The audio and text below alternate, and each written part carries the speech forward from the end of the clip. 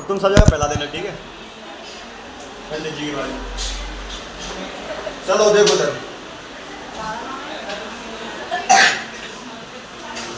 हाँ ये भी समझ में आया था कि सर एनर्जी कन्वर्ट कैसे होती है ना? यस। चलो अच्छा, काइनेटिक एनर्जी वगैरह समझ में आती है ना कि सर जो चीज मूव कर रही है उसके अंदर काइनेटिक एनर्जी और जो चीज खड़ी हुई है उसके अंदर पोटेंशियल एनर्जी, ठीक है कि नहीं?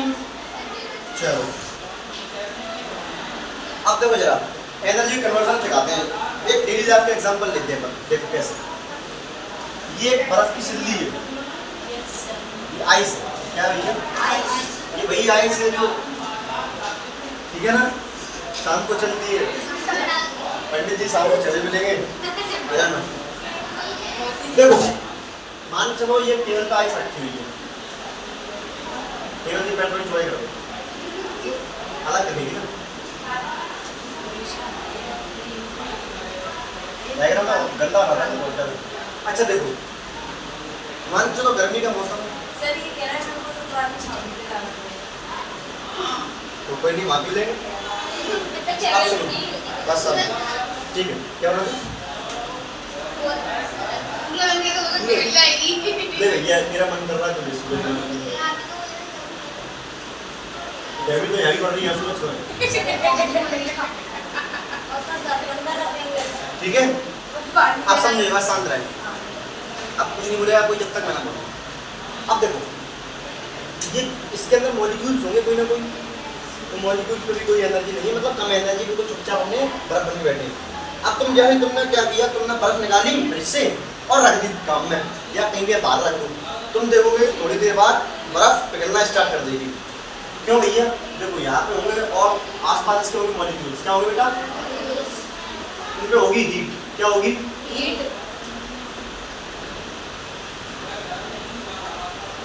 अब इनके पास हीट होगी। अच्छा बताओ सबसे ज्यादा मेरे को हीट इनके पास ज्यादा, इसके पास एनर्जी ज्यादा होगी, उसके पास एनर्जी कम होगी। अब याद रखना कि हम एनर्जी जो है ना हमेशा ऐसे चलती है हाई टू लो, कैसे चलेगी? हाई टू लो, मतलब ज्यादा से कम की ओर। एग्जांपल दो सर इसका, समझ में नहीं आया, समझाता हूं। ये एक लोहे की रॉड है, ठीक है, यहाँ लगा दो मोम, ये एग्जांपल आपके एनसीईआरटी में दिया है, यहाँ मोम लगा दिया मैंने, तो यहाँ इसको ईंटों दबा दिया, ये रही, ये रही, ऐसे करके जमीन पर रखी हुई है, और यहाँ पे लगा दी मोमबत्ती, ठीक है, जल रही है, ये लोहे की रॉड है, ध्यान रखना। अच्छा ये बताओ अगर मैं यहाँ मोमबत्ती जला रहा हूँ तो केवल इतना ही हिस्सा गर्म होगा सर, पूरी लोहे की रॉड गर्म होगी? पूरी लोहे की रॉड गर्म होगी कि नहीं होगी? कि सर पहले जो वाला हिस्सा गर्म होगा और फिर धीरे धीरे ये बताओ इसका पहले ये गर्म हुई होगी, इसका टेम्परेचर बहुत ज्यादा हो गया होगा, इसके मॉलिक्यूल बहुत ज्यादा एनर्जी हो गई, इनमें यार तो कोई नहीं हो रही, हमको सहन नहीं हो रही, ये अपनी एनर्जी इनके मॉलिक्यूल्स को आगे तरह शिफ्ट कर दी हुई है ना? तो देखो यहाँ पे बहुत ज्यादा टेम्परेचर था, अब यहाँ टेम्परेचर कम था, तो हाई टेम्परेचर से लो टेम्परेचर, हाई टेम्परेचर से लो, ऐसा ये मॉलिक्यूल जो भी हवा में उड़ रहे हैं, इनके पास एनर्जी इससे ज्यादा होगी तभी तो उड़ रहे हैं, है ना? हमको बेटा हम क्या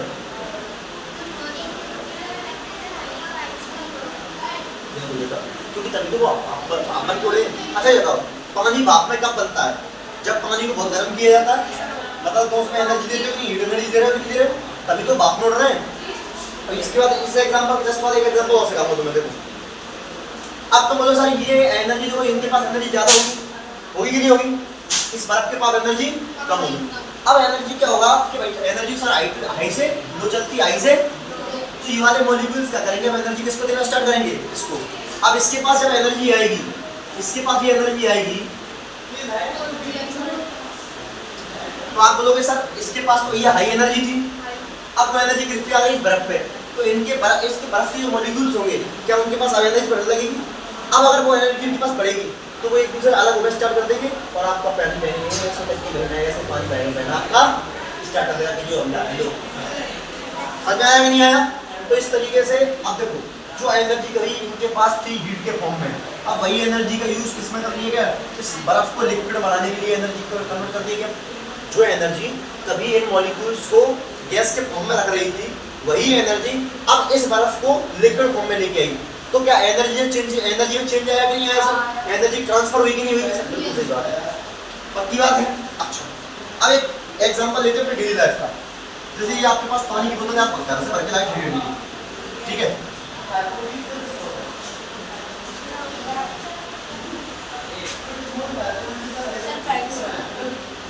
मिल्टन की बोतल है, कंपनी का नाम लिख देती हूँ,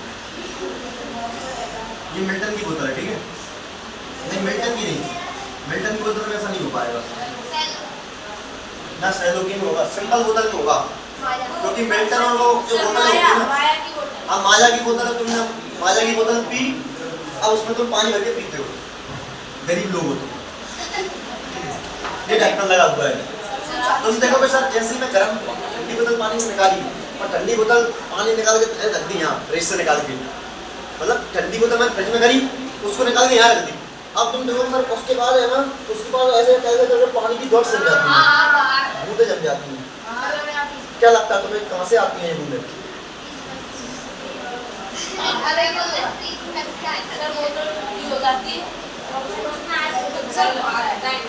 मैं आपसे जानना चाहता हूँ इस बोतल के पास जो पानी आया वो कहाँ से आया?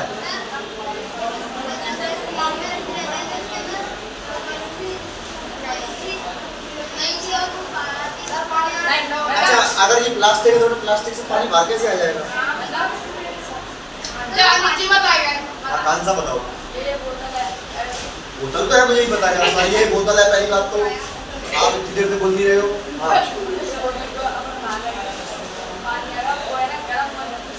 बिल्कुल सही बोला, आंसर तो सही जा रहे हैं।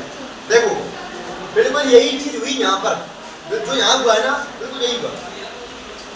इस बोतल के आसपास मॉलिक्यूल घूम रहे होंगे बड़े मजे से, उनके पास एनर्जी लगी तो गैस पंप में है।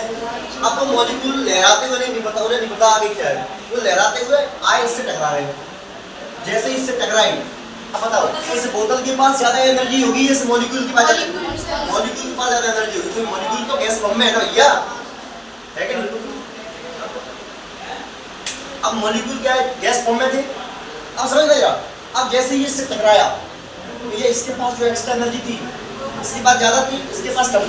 मैंने बताया कि एनर्जी हमेशा हाई से लो जाती है, तो अब ये मॉलिक्यूल अपनी एनर्जी किसको दे देगा? इस बोतल को, और जैसे ही ये मॉलिक्यूल अपनी एनर्जी दे देगा ये क्या लिक्विड फॉर्म में आ जाएगा, नहीं आ जाएगा? बताओ कैसे आ गया भैया? पानी, एक बात बताओ, जो पानी है, जो पानी है ये जमता कब है? जब तुम उसको ठंडा करते हो, मतलब इसकी एनर्जी को निकाल देते हो, समझ में आ रहा है? बिल्कुल वही सिस्टम यहाँ हुआ कि ये मॉलिक्यूल जहाँ टकरा रहे होंगे तो ये अपनी एनर्जी इसको ट्रांसफर कर दे रहे, तो इनके पास एनर्जी तो ये लिक्विड फॉर्म में आ जाती है। मतलब यानी मेरे आसपास अभी पानी के मॉलिक्यूल घूम रहे हैं, मेरे आसपास अभी पानी के मॉलिक्यूल घूम रहे हैं। अपन क्या करें, अपने बोतल लेके आए ठंडी और इसको रख दें, जितने पानी के मॉलिक्यूल होंगे और सारे स्प्राइट चपक जाएंगे, पानी यहाँ पे इकट्ठा हो जाएगा। क्या है? पानी नहीं, बोतल के अंदर से पानी बाहर नहीं आता, वरना प्लास्टिक किस बात की यार पानी बाहर आ जाएगा, है कि नहीं दोस्त? समझ में आया नहीं आया? आई होप आपको ये डायग्राम समझ में आया होगा। ठीक, आप सुनिए, फिर आपको ये भी समझ में आया होगा कि सर एनर्जी का एनर्जी जो है एक फॉर्म से दूसरे फॉर्म में नहीं जा रही है। पहले एनर्जी ने यूज किया गैस फॉर्म में आने के लिए, फिर लिक्विड फॉर्म में आने के लिए, सॉलिड फॉर्म में जाने के लिए, तो एनर्जी अपने आप को ट्रांसफर करती जा रही है, कर रही है नहीं कर रही? यही करने की कोशिश हो रही है। समझ में आया कि नहीं आया? इसको उतारोगे कि नहीं उतारोगे? बता दो, बड़े से मुंह के हो, कोई समझाएगा ऐसे? मुझे खुद नहीं आता, रख के आया घर से, मैं बता रहा हूँ, मुझे समझ में मुझे सपना आ गया था कि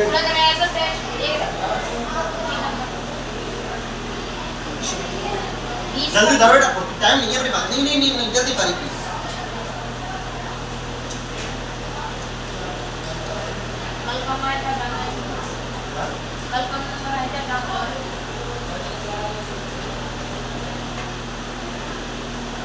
अरे भैया दादा भाई समझ आ रहा है कि नहीं? आप किसकी बोतल है ये?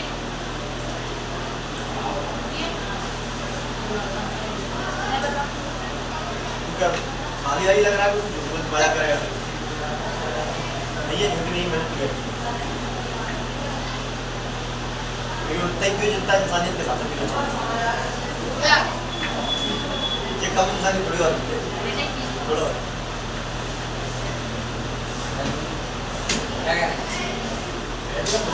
ये नमकीन है, वादे रहे हैं बोला घर के पूरा तो सब लोग सोचा बढ़िया तो खुदा समझेगा मैं किसे दिया आपसे आना उसे नहीं आया, तू बोलती कर मुझे कुछ नहीं आया, पिछली साल में कुछ नहीं आया था, इस साल कुछ नहीं आया। बात कर। मैं तो क्रिकेट पसंद है जानी मैं करवा कहीं क्या है जब तो मैंने इसको स्टार्ट करके समझाया था, नहीं समझा नहीं था, समझ आया। अब तो मैथ में 10th गई। वो तो करना ही है मैं 11th में 12th गई। 10th में 11th में 11th हां दामिया अभी कर रहे हैं सब मेरा इसको हो गया बस मोटे को मेरा पछाड़ा गलत दोस्त बंदा है लैंग्वेज मोटा वाले को बनाना तो लैंग्वेज ही आती है ज्यादा लैंग्वेज बंदे ने पूजा तो कुछ बैठ गई और बना पता नहीं से पढ़ाई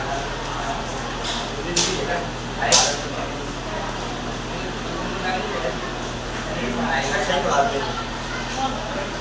सही है। तो भाई क्या सारे पता कोई नहीं पढ़ाई नहीं कर रहा, कुछ कर रहा है। तो आया भी तो नहीं है। हां क्या है आगे तो बोलते हैं ऐसा मान लेते हैं अभी यार तो का सभी को इस आदमी से चेहरे से पहचानता है ये कह रहा है पीटने वाला ज्यादा नहीं है। पीटते ज्यादा। कब पता चला इस टाइम क्या हो गया? गया एक पास आ गया सर एक दाई का चाहिए ऐसे तो हमारे आप पूरे ना होगा नहीं आधा लाला सफेद वाला। लाला है सफेद का। फर्स्ट वाला ही है कैसा लाल वाले के पैसे नहीं है?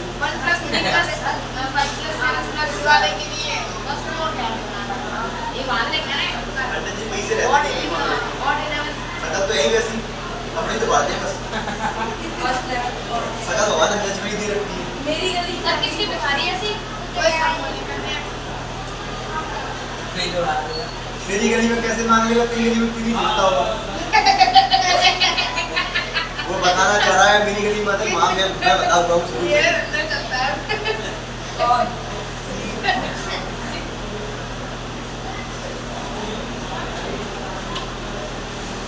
भैया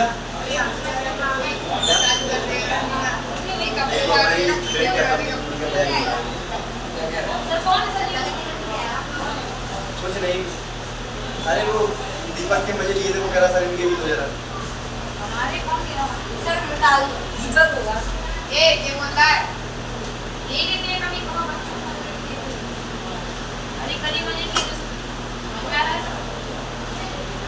भाई लिखी चलो बेटा तब हम अपने आए थे संडे को अब बताओ बेटा मुझे काम नहीं थी नॉर्मल टेम्परेचर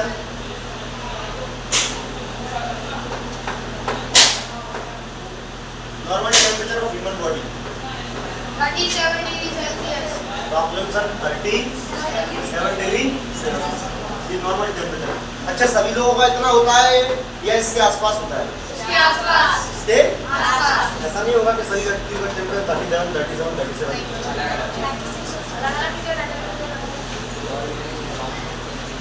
समझ में आया कि नहीं आया बेटा? सर अच्छा एकमात्र ऐसी वो बताओ मेटल जिस रिलेटेड नहीं होती है।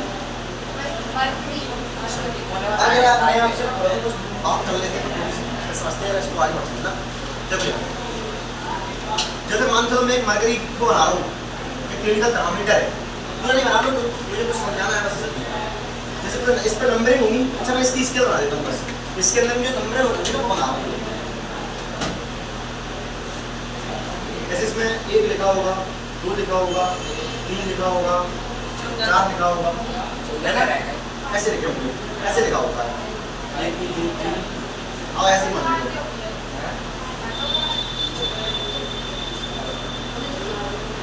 पाँच बता है, ठीक है? अब इनके बीच में क्या होती है? लाइनें होती है 1 2 3 4 5 6 7 8 और 9 10 ठीक? 1 2 3 4 5 अगर मान चलो फिर तुम्हारा टेम्परेचर आया, उसमें तो मरकरी आगे पीछे जाता है। अब मरकरी यहाँ तक गया, बताओ तुम्हारा टेम्परेचर कितना है? 1.8 बिल्कुल सही बात है, 1.8 डिग्री सही समझना चाह रहा था। अगर मैं आपसे बोल दूं कि किसी व्यक्ति का टेम्परेचर 1/2 डिग्री सेल्सियस है, 1/2 का क्या बोल सकते हैं? 0.5 डिग्री सेल्सियस। तो उसका टेम्परेचर कहाँ रहा होगा इस लाइन में से? गिनो यहाँ से, देखो जीरो से जीरो और जीरो, देखो एक से तो कम आएगा मतलब इसके पीछे आएगा धीमे धीमे, है ना? यही तो होगा 0.1 0.1 0.2 0.3 0.4 0.5, यानी ये उसमें टेम्परेचर होगा 0.5। समझ में आएगा नहीं आएगा? अगर बीच में आएगा नंबर तो अपन पॉइंट में इसको नोट कर देते हैं, ठीक है? कोई बड़ी बात तो ठीक है। अब अपन आएंगे लेबोरेटरी थर्मोमीटर में। इसमें बेटा जो किसमें यूज होता था? लैब में। वहाँ पर यूज होता है लैब में। और लेबोरेटरी थर्मोमीटर की रेंज क्या बताओ बेटा? 40 माइनस 10 डिग्री से और 110 डिग्री सेल्सियस का।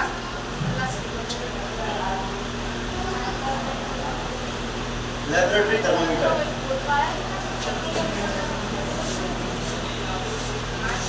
क्या होता है बेटा? ये लेबोरेटरी थर्मोमीटर LABOR ये नहीं आता RATOR होता लिखा है लेबोरेटरी थर्मोमीटर। बेटा मैं अगर इसकी रेंज पूछूं आपसे तो आप sir -10 degree Celsius to 110 degree Celsius. ये बात है कि नहीं सर? इसका अच्छा, इसका यूज कहाँ पे है सर? लैब में। कहाँ पर? लैब में। कोई दिक्कत तो नहीं सर? अच्छा, लेबोरेटरी थर्मामीटर और इस वाले थर्मामीटर में डिफरेंस होते हैं, डिफरेंस आपसे पूछे जाते हैं, तो वो डिफरेंस आपके नोट्स में आपको दिखा दिए हैं मैंने, तो वहाँ पर लिख दिए डिफरेंस बना हुआ है, एक पेज अलग से होगा, पहले दूसरे पेज के बाद ही देखना, ठीक है? जहाँ पर इसमें नाम दे रहा है ना, उसी के नीचे खोल के दे रखी होगी आप, बाकी मैं समझा देता हूँ। जब भी देखो क्लिनिकल थर्मामीटर में जब यूज करता है ना डॉक्टर, तो पहले क्या करता है? ऐसे जाता है, देखा होगा तुमने, तो आपके मुंह में जब रखा जाता है वो थर्मामीटर, उसको एक दोबारा ऐसे श्रिंक करना पड़ता है। क्या करना पड़ता है? श्रिंक। लेकिन जो लेबोरेटरी थर्मामीटर ना, इसको श्रिंक नहीं करना पड़ता। अच्छा श्रिंक क्यों किया जाता है? श्रिंक कई बार क्या होता है कि लेबोरेटरी जो क्लिनिकल थर्मामीटर होता है ना, उसका टेम्परेचर अपने आप 35-34 डिग्री सेल्सियस के करीब हो जाता है, दिखाता है अपने बिना कुछ करे। अब पता कैसे पड़ेगा कि जिसका टेम्परेचर नाम हो उसका टेम्परेचर कितना है? तो उसको श्रिंक कर देते हैं। श्रिंक करते हैं इससे क्या होता है? जो टेम्परेचर जो हमारे जो क्लिनिकल थर्मामीटर है ना, उसका टेम्परेचर 35 डिग्री से नीचे आ जाता है। अब सर इससे फायदा क्या है? अब मान चलो कि आप तो इंसान हो, आपका टेम्परेचर वही 37 डिग्री के आसपास होगा, अब मेरा टेम्परेचर 36 डिग्री सेल्सियस है, तो अगर वो 35 से कम पहले से ही होगा, जैसे ही मेरे मुंह में डालेगा तो कहाँ पहुँच जाएगा? वो 37 पहुँच जाएगा, नहीं पहुँचेगा? हम मान के चलो तो ऐसे लेबोरेटरी थर्मामीटर क्लिनिकल थर्मामीटर रखा है, उसके पास पहले से ही 38 डिग्री सेल्सियस है ना, मतलब पहले से इसमें दिखा रहा है कि टेम्परेचर 39 डिग्री सेल्सियस बिना कुछ करे। तो अगर तुम्हारे मुंह में लगाया तो तुम्हारा टेम्परेचर मान लो 37 है, लेकिन उसमें तो पहले से ही ज़्यादा है, तो तुम्हारा 1 मिनट बता पाएगा? भाई जो पहले से ही गर्म है, बताओ तुम्हारे हाथ जल गया हो पहले से ही, मैं तुम्हें थोड़ी सी गर्म धातु चलाऊँ, तुम्हें दर्द किसका ज़्यादा होगा? जो ज़्यादा चला उसका ही होगा। अब गलत क्या हो? सही कह रहा हूँ, सही बात है। तो इसका टेम्परेचर तो पहले से ही ज़्यादा है। अगर मेरा टेम्परेचर 36.5 करके कुछ है तो टेम्परेचर तो यही बताएगा ना। और डॉक्टर का ये तो बहुत बीमार है, दवाई दे रही है और नारा भी है, इसीलिए डॉक्टर क्या करता है कि पहले उसको श्रिंक करेगा, जिससे मरकरी का जो टेम्परेचर है ना बेटा, वो 35 डिग्री सेल्सियस से बिलो आ जाता है। कितना बिलो आ जाता है? बिलो मतलब नीचे। अब इसके बाद टेम्परेचर जितना भी होगा वो ऊपर चला जाएगा। ये आपका देखो, आपका टेम्परेचर कभी भी 35 डिग्री सेल्सियस से नीचे नहीं जाता है नॉर्मली, और ना ही आपका टेम्परेचर 42 डिग्री सेल्सियस से ज़्यादा जाएगा नॉर्मली, ये बहुत ज़्यादा टेम्परेचर हो जाता है, ठीक है ना। लेकिन लेबोरेटरी थर्मामीटर में क्या होता है दोस्त, कि इसमें जो है आपको श्रिंक नहीं करना पड़ता, ठीक है? नहीं, कोई बटन नहीं है, डायरेक्ट इसमें ना टेम्परेचर ऐसा उतना ही रहता है 0 पर, मतलब -10 से जितना भी रहता हो, लेकिन इसको श्रिंक नहीं करना पड़ता। अब दूसरा टेम्परेचर समझ में आ गया कि श्रिंक करना पड़ता है, इसको नहीं करना पड़ेगा लेबोरेटरी। दूसरा टेम्परेचर ये होता है कि जब क्लिनिकल थर्मामीटर का कोई टेम्परेचर नापता है डॉक्टर, तो पहले आपके मुंह में कुछ देर छोड़ देगा, फिर उसको निकालेगा और फिर चेक करेगा। ये आपका ऐसा ही होता है। लेकिन लेबोरेटरी थर्मामीटर में क्या होता है, जब तक टेम्परेचर कोई जिस चीज का नापना है ना, जब तक उसके अंदर डला है, मुझे तभी तक उसका टेम्परेचर दिखा। जैसे ही मैंने उससे बाहर निकाला, इस राउंड में जीता क्लिनिकल थर्मामीटर जीता, पता ही नहीं पड़ेगा होगा क्या। समझ आया कि नहीं आया सर? वो डिफरेंस समझ आ गई। और बाकी तीसरा डिफरेंस रेंज का है, तो ये इसकी रेंज आ जाती है -10 डिग्री सेल्सियस से 10 डिग्री सेल्सियस, और क्लिनिकल वाले भी कैथोलिक सेल्सियस से। चौथा यूज मान लो इसका लैब में यूज किया जाता है और उसका यूज नहीं बोलो तो सर क्लिनिकल थर्मामीटर में यूज किया जाता है। तो ये आपके थर्मामीटर का यूज होगा, कोई दिक्कत है ना सर? कोई दिक्कत नहीं, ये समझ में आ रहा है। इसके बाद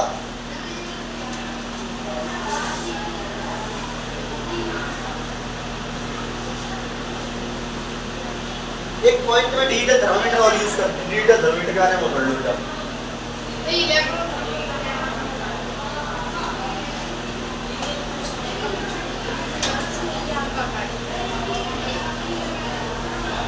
अब देखो बेटा, आज के समय में क्या होता है कि हम डिजिटल थर्मामीटर नहीं यूज करते।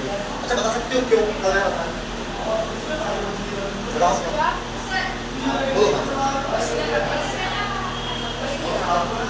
भाई दिखाता नहीं।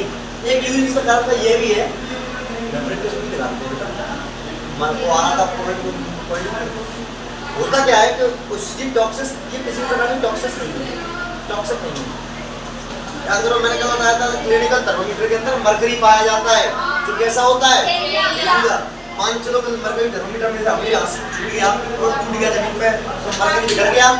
अब मरकरी को किसी ने मतलब किसी के अंदर चढ़ा गया, छोटा मोटा टैक्सी होता है, जहरीला होता है, तो आपके फैटल हो सकता है। फैटल होता है घातक हो सकता है। क्या हो सकता है? फैटल हो सकता है। क्या हो सकता है? इंग्लिश बोलना सीखो, समझ में नहीं आ गया? बस तो ये क्या है, ये टॉक्सिस नहीं होता। ये टॉक्सिस क्योंकि इसमें के अंदर मरकरी का यूज होता ही नहीं। इसके अंदर एक मशीन का यूज होता है भैया, तो कोई मिनरल नहीं है, तो इसलिए इसका आजकल हम इसका यूज करते हैं।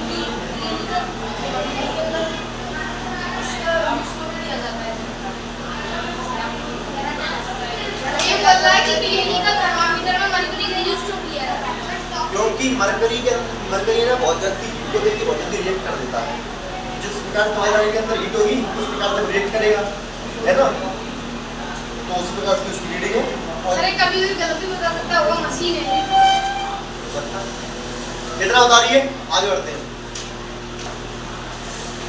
अगला चीज हमको पढ़नी है बेटा, कन्वेक्शन, कंडक्शन और रेडिएशन।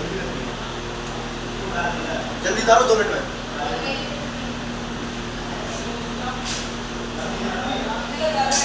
लेता है भगवान परीक्षा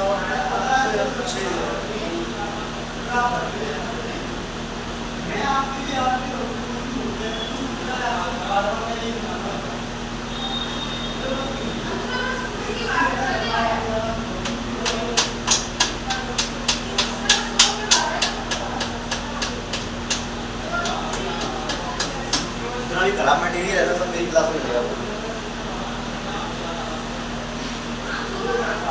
कोई दिक्कत नहीं।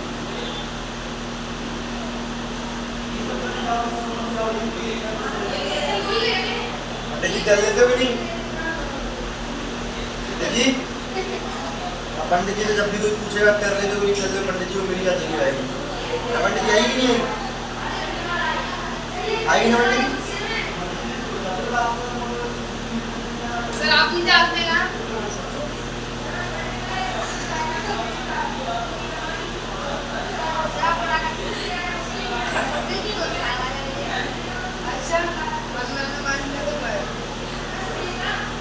तो कुत्ते भी गाली देते हैं। हर कोई कुत्ते कुत्ते जाती है। आप नहीं बोल सकते ना, आप नहीं बोल सकते।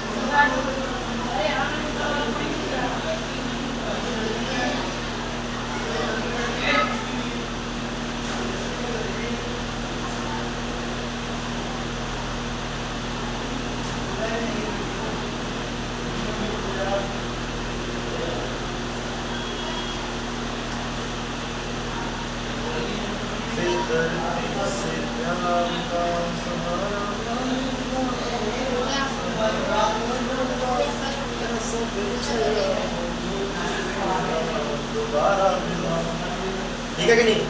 अपन एक माइक मंगाने वाले हैं जिससे कि मेरी आवाज आएगी। करा हुआ है सब कुछ हमारी, ये कहना चाह रहा होगा हमारे बस की बात नहीं। हमारे राम को कुत्ते मैं तो अच्छी तरीके जानता हूँ। गले में पड़े हुए कुत्ते।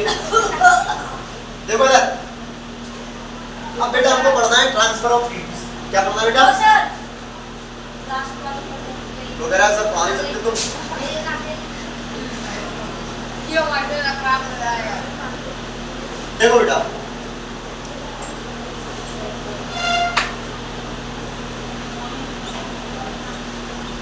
Transfer of heat. तो बेटा हीट किस किस तरीके से ट्रांसफर हो सकती है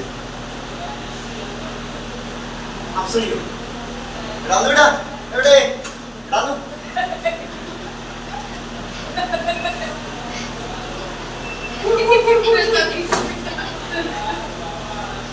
देखो बेटा, पहला होता है कंडक्शन। क्या होता है?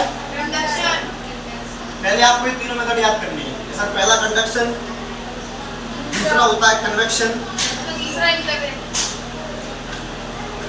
टेंस पढ़ रहा है क्या? इंटरजेक्शन कह रहा है उसमें। थर्ड होता है रेडिएशन। कौन सा होता है? रेडिएशन।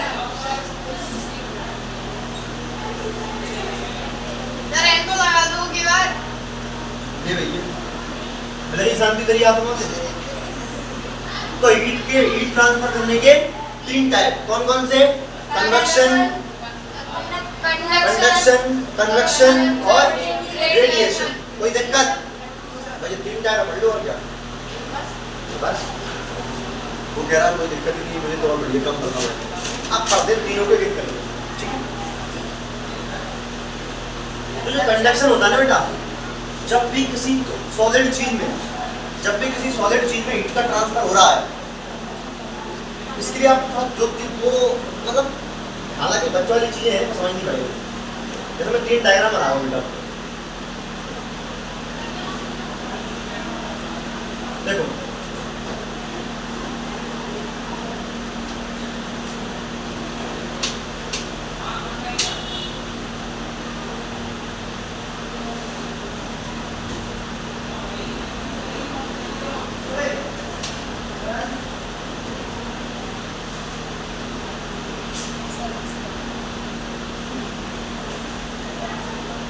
अरे यार गलत बना दिया। सर एक और तीन एक और चार एक और पांच।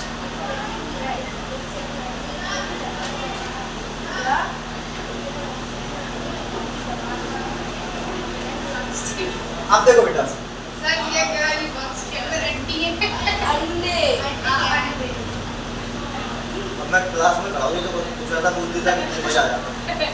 अरे सर ये आपने समझाया था। अब देखो बेटा, ये क्या है? ये तीन स्टेट है इस ब्रह्मांड में, इस यूनिवर्स में।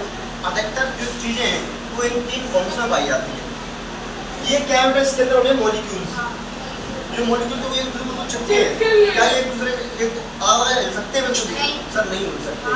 तो बेटा ये जो चीजें हैं ये सॉलिड है। ये क्या है आपका? सॉलिड। ये टेबल पे थोड़ा गैप है, लिक्विड। और ये बेटा बिल्कुल खत्म। यस, ये तो फरार हो सकती है इनको। हाँ खराब हो सकती है, ये मान लो। तो देखो बेटा, अब सॉलिड में क्या होता है? अच्छा ये बताओ, ये मार्कर सॉलिड है कि नहीं है? हाँ सर सॉलिड है। तो इसके मॉलिक्यूल्स कैसे होंगे? सर ऐसे होंगे, ऐसे होंगे, ऐसे होंगे। सबसे सबसे पहले वाले कौन नहीं होंगे? तो देखो, जब भी किसी कंडक्शन का किसमें होता है बेटा? सॉलिड में। किसमें होता है? सॉलिड में। क्योंकि बेटा इसमें सॉलिड में क्या करते हैं? देखो राइट साइड सॉलिड बॉडी जिक्र वाला गाना तब होना चाहिए ना जी, तो हमने खंडे फालतू वाला करता है ना? अब सुनिए, इसमें होता क्या है बेटा कंडक्शन में कि एक मॉलिक्यूल दूसरे मॉलिक्यूल को एनर्जी ट्रांसफर कर देता है बिना अपनी जगह को छोड़े, ऐसे करके। देखो तुमने समझो लोहे की रॉड है, ठीक है? अब यहाँ से मैंने इसमें हीट देना स्टार्ट करी, ठीक है? तो देखो इसके मॉलिक्यूल यहाँ होंगे, ये मॉलिक्यूल्स इसके होंगे। मैं थोड़ा दूर में बना रहा हूँ।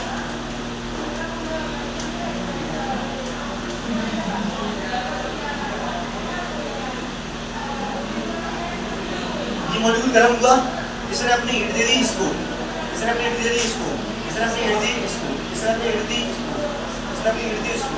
तुम देखोगे सर कोई भी मॉलिक्यूल अपनी जगह से निकला है, मतलब ये वही काम है, मैं तुम्हें खड़ा कर दूं, ऐसे बोल ये मार कर दे, उसको दे दे, अपनी जगह बैठ गई, वो तेरे भी लगा, ये मार कर पकड़, तू सब दे पकड़, दे पकड़, दे पकड़, मैं अपनी जगह से नहीं हिलता।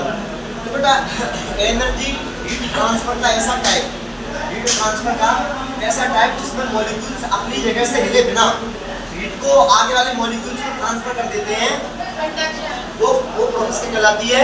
कंडक्शन। क्या कहलाती है बेटा? कंडक्शन। अच्छा, इसमें पोजीशन ऑफ मॉलिक्यूल्स चेंज होती है कि नहीं होती है? नहीं, position of molecule does not change, sir ये डिजाइन वाला फटाफट पेला है कि ये तो फटाफट पेला है, डिजाइन वाला भी अच्छी से कह रहा है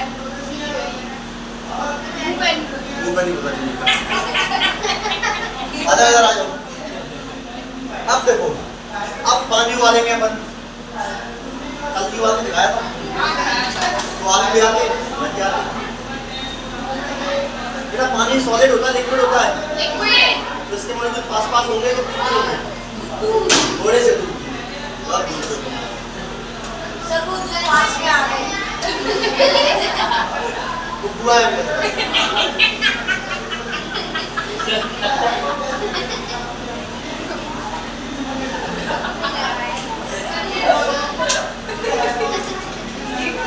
अब बेटा तुम से कैसे मिलेगा?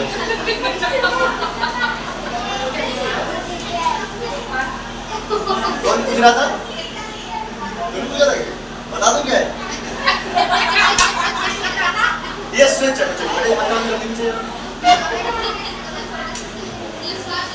ये क्या है? वो मतलब वो स्विच है ज्यादा गैस को कम करने के लिए, निकलती रहेगी गैस। चूल्हा है, चूल्हे में से गैस निकलेगी। अब सुनो बेटा, अब पानी जब तुमने गर्म होते हुए देखा होगा तो देखो पानी बुलबुले ऊपर से नीचे से ऊपर आते हैं, नीचे से ऊपर आते हैं कि नहीं आते हैं? बस बेटा नहीं धूमधाम कर दो बेटा। तो देखो तुम देखोगे सर, देख बस समझो, ये से यहाँ से आगे निकल जाएगी सर। तो ये एनर्जी, अब ये एनर्जी मॉलिक्यूल फूटेगी जो नीचे रहेंगे, बेटा ये मॉलिक्यूल एनर्जी लेके कहाँ जाएंगे? ऊपर। ये मॉलिक्यूल कहाँ जाएंगे? और ऊपर वाले कहाँ जाएंगे? फिर गर्म हो गया, फिर ऊपर, फिर नीचे, फिर ऊपर। तो देखो तो तुम इसमें देखो कैसे बताओ, मॉलिक्यूल की पोजीशन चेंज हो रही है कि नहीं हो रही है? तो अब ये किसमें हुआ कंडक्शन? किसमें हुआ? सॉलिड में कि लिक्विड में? लिक्विड में और गैस में। लिक्विड में और गैस में। Liquid plus gas. तो ये गैस की मॉलिक्यूल की पोजीशन चेंज होती रहती है ना? तो लिक्विड में और गैस में कौन सा होता है? कन्वेक्शन। अब बताओ पोजीशन ऑफ मॉलिक्यूल चेंज कि नहीं?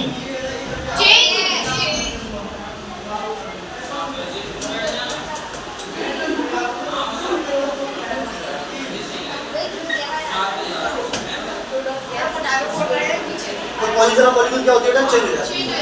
अब सबसे खतरनाक टाइप रेडिएशन, बताओ।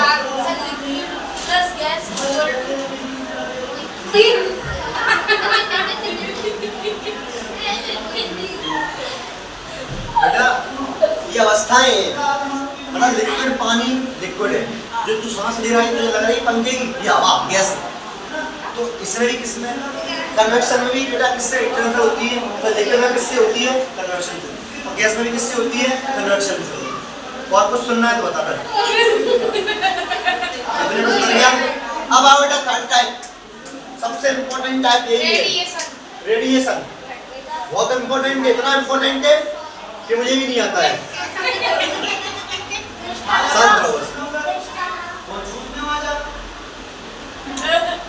कभी और आ जाता है। अब बस शांत रहो बेटा, देखो 10वीं क्लास चलती है, शांत रहो। देखो बेटा, देखो ये आते हैं, ये क्या है?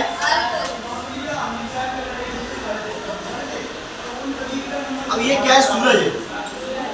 अभी तक मैंने तुम्हें बताया, देखो जब इन दोनों तरीकों में जब हीट ट्रांसफर हुई, दोनों में किसका ही रहा है? सर मॉलिक्यूल्स का। पहले वाले मॉलिक्यूल अपनी जगह चेंज नहीं कर रहे थे, पकड़ते जाओ। दूसरे वाले में मॉलिक्यूल अपनी जगह चेंज करके जा रहे थे, मैं तुम्हें देने आ रहा हूँ, टेंशन मत लो, मैं आ रहा हूँ। समझ में आ रहा है? अब थर्ड टाइप क्या होता है बेटा? ऐसा मॉलिक्यूल की जरूरत नहीं है, एटॉम को जरूरत नहीं है। ऐसे ऐसे समझो बेटा, तुम जानते हो सर जैसे ये अपना अर्थ है, अर्थ में एटमॉस्फेयर के अंदर मॉलिक्यूल्स है, उसके बाद क्या आ जाता है? अर्थ के एटमॉस्फेयर से निकलो तो फिर क्या आएगा? स्पेस। क्या आएगा? स्पेस। अब सुनो, ये बताओ स्पेस में हम लोग सांस ले सकते हैं? नहीं ले सकते। बचपन में सुना सांस तो नहीं ले सकते। सर हम मॉलिक्यूल्स नहीं है, मॉलिक्यूल क्या लग रही है? यही नहीं है, तो हम मॉलिक्यूल्स नहीं है। लेकिन फिर भी देखो सूरज की जो गर्मी है, वो भी धरती का आती है नहीं आती है? अगर ऐसा होता है सर हीट केवल सॉलिड में ट्रांसफर होती है तो ये पीछे तो मॉलिक्यूल्स ही नहीं है, आती नहीं। अगर ऐसा होगा सर लिक्विड और गैस में होती सर हीट मॉलिक्यूल चाहिए। तो थर्ड टाइप कौन सा आता है बेटा? रेडिएशन। क्या आता है? रेडिएशन में क्या होता है? मॉलिक्यूल की आवश्यकता नहीं होती। जहाँ रेडिएशन, जहाँ मॉलिक्यूल्स नहीं बेटा उस चीज को बोलते हैं वैक्यूम। क्या बोलते हैं उसको? वैक्यूम। वैक्यूम मतलब जहाँ पर मॉलिक्यूल्स नहीं होते। तो यहाँ क्या होता है बेटा? मॉलिक्यूल नहीं होते। वैक्यूम की स्पेलिंग सबको याद रखनी है, VACWM होता है। मैं अभी तक VACCUM लिखता था, है ना? वो वैक्यूम का मतलब क्या होता है सर? No molecules present. समझ में आ गया सर? सब बिल्कुल आ गया।